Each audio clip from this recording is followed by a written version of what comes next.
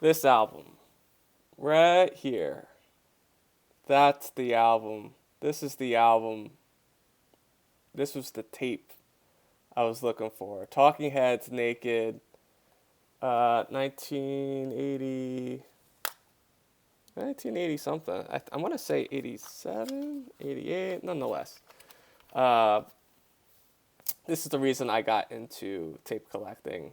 It was only a couple weeks ago, but this is what I've thought about for a while, right?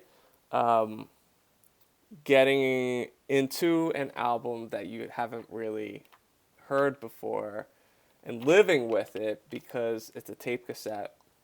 No skip options. There's no needle movement and dropping. There's no CD skipping. Um, it's straight up listen to an album the way the artist intended, song by song, and getting into that album. And that's what I did with this Talking Heads Naked. This was $5.99. Actually, it may have been $4.99 at Scotti's record shop in Summit, New Jersey. Let me know if that's a okay deal. Somebody pointed out that my Rolling Stones tape was a little overpriced, which is fine. It's like if I spend an extra $3 or $4, an extra $5, um, when your cash goes to a mom and pop store, a record store, a store that's trying to um, be a be a conduit to music and new music and that kind of thing. It's not like I went to Walmart, spent $10, and then I went to Target and be like, oh shit, it's $5. Not a big deal. But anyway, this is $4.99, and this tape was in excellent condition. As you can see, yellow tape, which is the first time I've seen a yellow in my journey. And what I like about this tape, um, other than the music itself, first tape I really had liner notes with lyrics printed off on them, and that little picture of those guys who were probably faking a smile. I think at this point they didn't really care for each other. So yeah, I was right. 88 post. Stopped making sense. My Talking Heads experience is mostly stopped making sense. I was into 77. Uh, I think maybe the album after that. Maybe the one with I Zebra on it. I would want to give all those another chance on cassette because this was an experience. This album, if you listen to it the way it was intended, it was side A and side B. Um, I've been calling it uh, suburban dystopian pop. Is basically uh, my undefined, unrefined definition of what this sounds like. Because the first side is mostly horn bass. It's positive. It kind of takes you through a journey of different characters in a song. It ends with Nothing But Flowers. That's the way the side ends, which is an upbeat song, but it feels like it's about. It sounds like it's about the world after people, right? It's like this was a Pizza Hut. Now it's nothing but daisies. I think that's a lyric. I could always check. But they paint a picture lyrically in both sides. And the sounds are different on both sides. The first side, horns, you get a lot of funk to it with David Byrne just sort of, he's doing his thing. And then the second side, feeling a little bit more remote, a little bit more experimental. So you put these two sides back to back with a bit of a pause as you wait for the cassette to end. You are having two different experiences with this tape. Um, and it's just fun. It's just a fun album to listen to. And again, I haven't really listened to it, and I love the Talking Heads, but I've mostly been in the Stop Making Sense, you know, concentration of their records. So got that, $4.99 about. What also caught my eye and is, thank God I have like a palette of music that's very wide. And I'm not like bragging like, oh, I listen to all this great music, but I do like the whole gamut. I like Beethoven, I like Bach, I like jazz, I like hip hop, I like Motown, I like rock, I like punk, I like grunge, I like everything in between. I don't really care for techno. I think it's probably the only thing that I actively don't really like, but who knows? If my kids are into it and they're really into it, maybe I will. So, what I'm finding is that this is my fourth record store, and it's pretty much just classic rock. I'm not finding too much jazz either. I'm finding international stuff at Spinna Records was great, but it seems like most of this is a classic rock game, which is why I like the idea of going to different record stores. You go to different record stores for that treasure. Remember, you can find whatever you want online.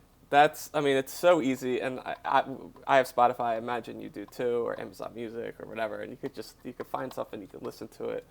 You could buy a tape online. You could buy a tape from Facebook Marketplace. You could do it from Reddit, eBay. There's like individual tape companies that just sell stuff. I forget the name of it. But I'm doing this experiment because I want to treasure hunt. I want to actually go to places and explore and see if I can find stuff. So, at Scotti's, I found Who's Next. Huge album. Huge classic rock album. I like The Who. I like them going in. I love Quadrophenia growing up. It was one of my favorite albums as a kid. It's just such a big album. And they're a big band. And I never got into Who's Next. I've heard it. Obviously, you pretty much heard every single song on here. But what I found listening to this is that it's not necessarily a cassette album. This is a big vinyl. You got speakers everywhere. You're blasting it in your car. Bubba O'Reilly comes on. You crank it up. You don't get the extra feel through tape cassette. I got this for $4.99. What caught my eye about it was that it was unopened or maybe just repackaged. But I expected, good quality, which it was good quality. The only sort of thing is that it fell apart as soon as I took it out. You probably see this in every single record store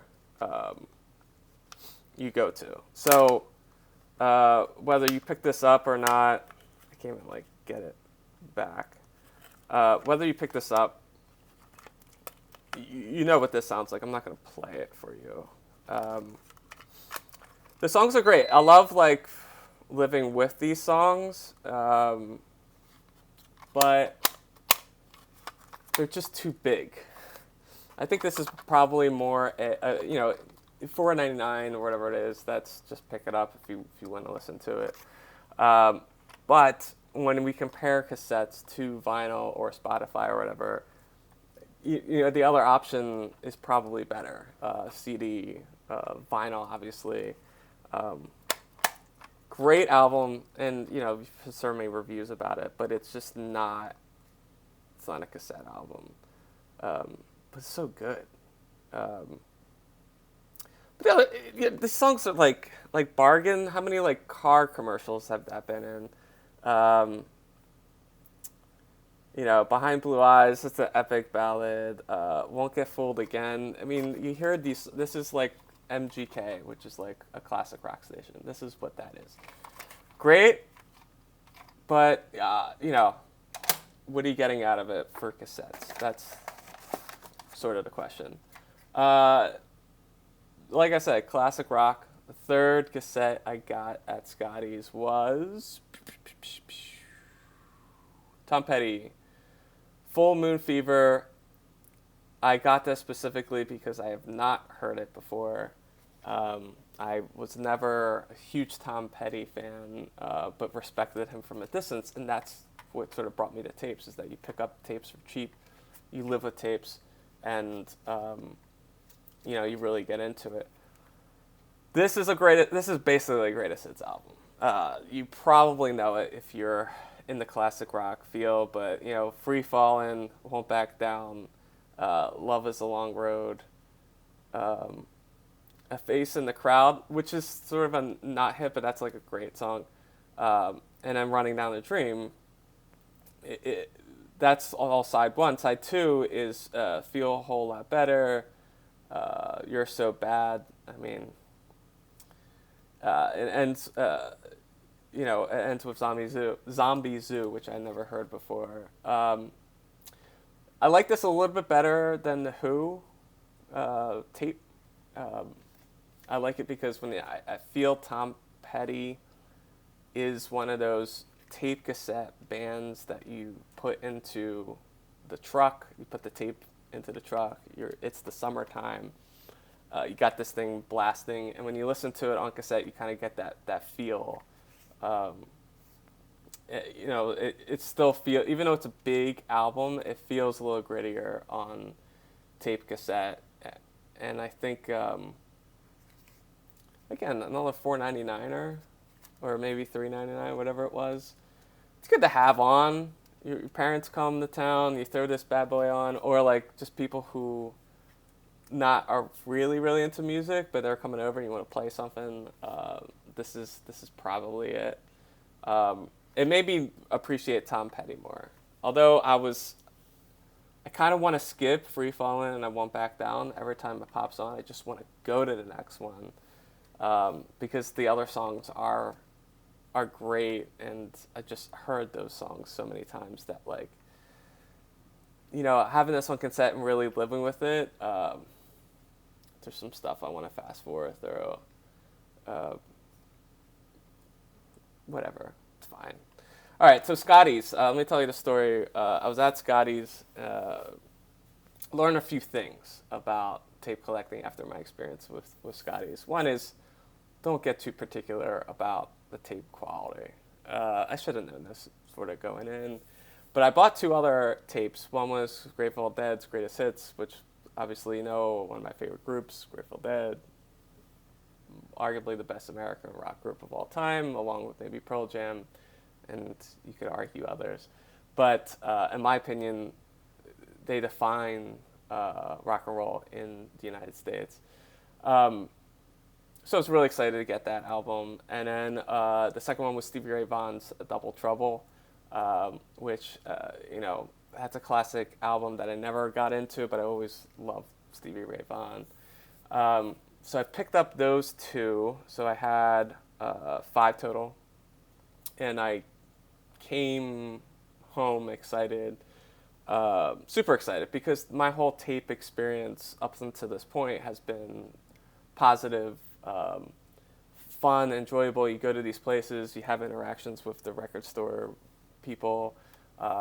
They kind of get excited, you get excited. It was just, felt on cloud 9.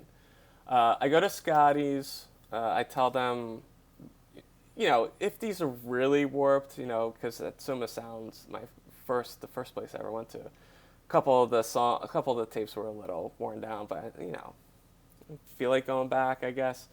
But at this time, it's my fourth, and I'm like, you know what, $3.99, $4.99, these are a little bit more expensive than the $1.99s I was buying earlier. So I'm like, if they're warped, can I just take them back? And they're like, yeah, sure, just keep your receipt, right? So I come home, I listen to the Grateful Dead. I listen to all of them. 3 for 3, they sound great. Like Talking Heads, Who's Next, Tom Petty, excellent. The Grateful Dead tape is so warped it feels like it's in a different dimension. And this is what I regret. I regret sort of pausing and being like, I really want something that sounds good. But this, if you like Grateful Dead and you like psychedelic music, it's a whole different sound. Like, it was sort of sped up and slowed down at the same time, and just wavy, and man, it was super, super interesting. And I put on Double Trouble, and that was just warped, but not in the same way. It was just like, it just didn't sound good at all. It was too much. And then with Stevie Ray Vaughan, he's not psychedelic the way Grateful Dead is. So, I was talking to my wife, Kelly, and I brought my boy there, and she's like, you should take some pictures of the different record stores and with the boy in it. And, I thought that was a cool idea. I'm bringing him along with me. I might as well take some pictures because I wasn't doing that before. And I was like, you know what? I'll take back the Grateful Dead, and I'll take back Stevie Ray Vaughan, swap them out, and I'll get a picture at the same time. So I go in, I tell them these two are warped. I had the receipt, and they're looking at me like, okay. I I put them down on the table, and I guess what I did out of habit before was I took the price tag off, which I don't know why I would do that, but I was just sort of ripping it off. I took the price tags off, but I kept the receipt, thinking, okay, that's fine. I took the price tag off, and they were like borderline pissed. They're like, you really shouldn't have taken that price tag off. And I was like, oh, sorry, yeah. And then she looks at me and she stares. She goes, I'll let it slide this time. And I was like, okay. So I look at some tapes. I'm looking at a Beatles Anthology 3 tape, and it was $15. And I was like, should I get this? And then I'm like, yeah, I think I'm going to pass. But while I'm here, I'm going to swap the tapes that I had for a tape that I never heard before. And that was the Allman Brothers Enlightened Rogues. I think it's Enlightened Rogues. I thought that was a fair trade to have. As I'm going up to the cash register again, I hand her, I'll just swap out the two, which were $2.99 each, for this one that's like $4.99 each. I don't know. And she said, that's fine. Yeah, that's totally cool. And then she looks at me one last time. She's like, just remember, don't take off the sticker. I'm like, got you. Won't take off that sticker. So I laughed. It was funny in my mind. She stared at me for a little while. But it was fun. I learned a couple different things. One is, don't take off the sticker. The other is, it's okay if they're scratched up, or they're sort of warped in a way. It's a different type of experience. Is it annoying? Maybe, maybe not. Like, whatever. But it's not that big of a deal. And I should have just ate it, kept the tapes, and really called it. And the other thing is like, not. Some record stores are just transactional. Sometimes you don't get that enthusiasm with record store employees. In my head, I'm like, was it the High Fidelity, right? Oh, these guys just love talking about music. And at the end of the day, it's just people who are running a retail shop. And at the end, if that made their lives worse as retail employees, which I came from a retail, then, it's unfair of me to expect everybody to have enthusiasm for music. But that's sort of what I wished these record stores would have is enthusiasm for music. Because, again, we could buy anything. It's not like we don't have the internet, right? Just re-signing in. Um, it's not like the internet doesn't exist. We can get anything we want. Um, so it's not like you're holding the keys to the records we like or whatever. So like when you go and you want to have enthusiasm for record stores, and I just if you own a record store, I just encourage like I don't know, even if you work at it, just have some sort of like passion for it. I think it's what people would want, but some people just are transactional. They just want to go and they want to flip through it, and we get that when they get the heck out of there.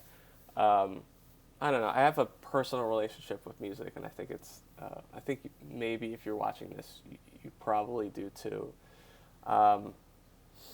So I put a lot of thought into what music means. So if I'm working at a record company, a record store, I'm probably taking it with that. But everybody's different.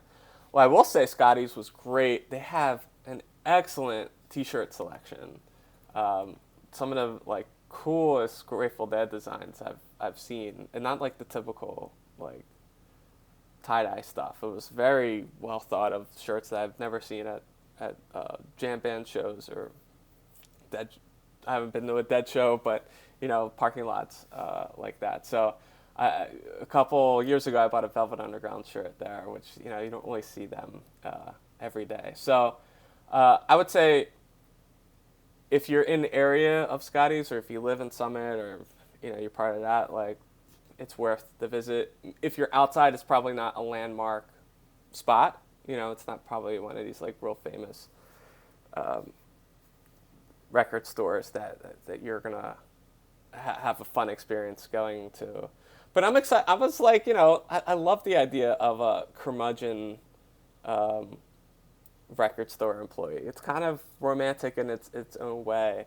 I went back to Scotty's because I was in the area getting something else a couple towns over from there, and I was like, I gotta walk back in here. So I walked back in.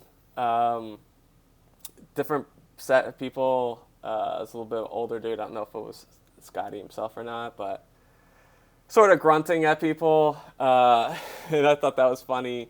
I looked back at the tape sections to see if anything new came in, which I knew there probably wouldn't be. There I saw Grateful Dead tape and the Double Trouble tape, same price, right back on there. So if you're in Summit, pick up that tape, listen to it for a different experience. I would have actually bought it, but it was another $3.99 or $2.99, whatever it was. So I didn't. So I'm going to continue the journey. The next episode, I'm going to be talking about factory records over in Dover, PA. I'm sorry, Dover, New Jersey. And I had a good haul there, too. I was pretty excited about that one. So I got to dig into the albums a little bit more. I got to listen to them more. So probably going to post something in a week and a half or so. So thanks for listening, other tape nerds. It's just it's fun just talking, and I appreciate the interactions with you guys online who've been commenting. It's just fun. It's just fun to actually talk about music and tapes. So I appreciate it. All right, I'm out of here. I'm staying literally here because it's my house. That's my Peloton. That's put the laptop on there to watch footage because my job, I just look at footage all day. Washer dryer. So just point to stuff. You probably stopped the video by now. That's fine. All right, guys.